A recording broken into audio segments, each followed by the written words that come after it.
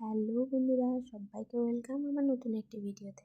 তো চলো আজকে রান্নাঘরে চলে যাই। এখন বানাবো ডিমের ঝোল। এদিকে মাছও চলে এসছে, আর এদিকে ডিম, আলু আর ফুলকপি সব ভেজে নিয়েছি। এদিকে কড়াইয়ে তেল বসিয়ে পেঁয়াজ আর একটু টমেটোটা ভেজে নিলাম, তার মধ্যে দিয়ে দিলাম রসুন বাটা আর একটু আদাও অ্যাড করলাম।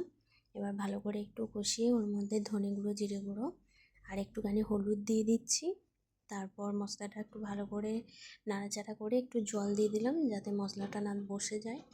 তো এবার অপেক্ষা করব তেল ছাড়া অবধি। তো দেখতেই পাচ্ছ তেলটা অল্প অল্প ছাড়ছে। আর এদিকে কটা কাঁচা লঙ্কা দেখছি ভেঙে ওর মধ্যে দিয়ে দিলাম। আর এবারে ডিম আর আলুটা দিয়ে দেবো। ফুলকপিটা একটু পরেই দেবো, নাহলে ফুলকপিটা পুরো সিদ্ধ হয়ে যাবে। তো এই যে ভালো করে নাড়াচাড়া করে এর মধ্যে এবার একটু জল মিশিয়ে দিচ্ছি। জলটা আমি একটু গরম করে নিয়েছিলাম, তো জল দিয়ে দিলাম। এবারে একটু সামান্য ধনেপাতা দিয়ে একটা ফুটতে থাকুক।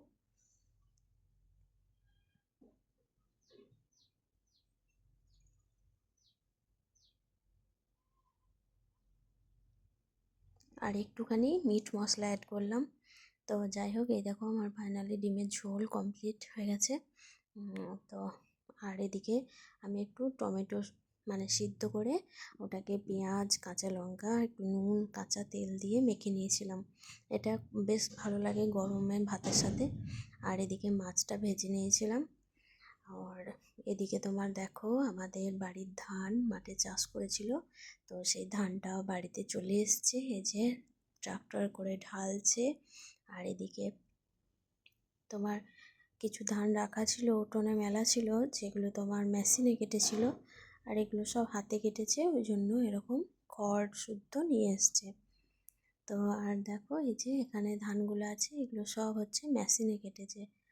আর এদিকে খামারেতে ধান ঝরানোর কাজও চলছে। এই যে এদিকে দুজন ধান ঝরাচ্ছে, আর এদিকে ওরা ট্রাক্টর থেকে ধানগুলো নামাচ্ছে সব। তারপর এখানে আমার মেয়েকে খাইয়ে টাইয়ে ঘুমও পাড়িয়ে দিয়েছিলাম, ও পুরো ঘুমিয়ে গেছিলো। আমরা তারপর খেতে বসেছিলাম। এই যে এখানে আছে মাছের টক, টমেটো সিদ্ধ, এখানে আছে মাছ ভাজা, আলু সিদ্ধ। আমি ডিমের ঝোল খাইনি, তাই ডিম সিদ্ধ।